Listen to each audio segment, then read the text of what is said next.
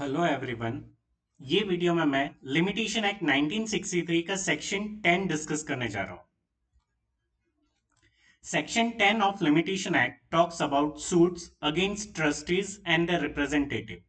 Notwithstanding anything contained in the foregoing provisions of this act, no suit against a person in whom property has become vested in trust for any specific purpose or against his legal representative or assigns for the purpose of following in his or their hands such property or the proceeds thereof or for an account of such property or proceeds shall be barred by any length of time.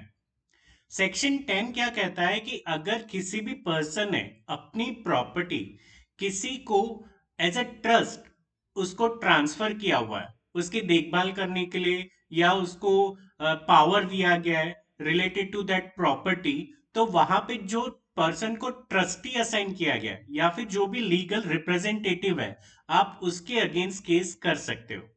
For example, आज suppose मेरी एक property है, मैंने किसी trust को transfer कर दिया है। ठीक है, रिलीजियस प्लेस को वो प्रॉपर्टी ट्रांसफर कर दिया गया है।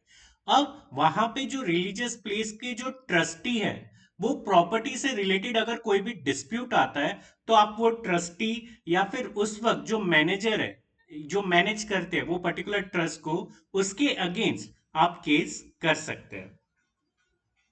Explanation: for the purpose of this section, any property comprised in a Hindu, Muslim, or Buddhist religion or charitable endowment shall be deemed to be the property vested in trust for a specific purpose, and the manager of the property shall be deemed to be the trustee thereof.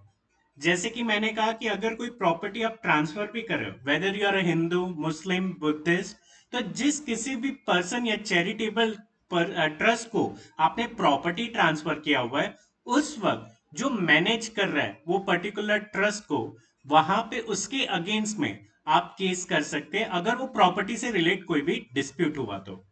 आज कितने सारे religious places हैं जहां पे donation आते रहते हैं, transfer of property होता है, तो उस वक्त वो रिलीजियस प्लेस को जो मैनेज कर रहा है, उस वक्त अगर उससे रिलेटेड कोई डिस्प्यूट हो रहा है, तो आप उसके अगेंस्ट केस यहाँ पे कर सकते हैं। वहां पे कोई भी लिमिटेशन टाइम पीरियड स्टॉप नहीं होगा। So this was section 10 of the limitation act. Thank you.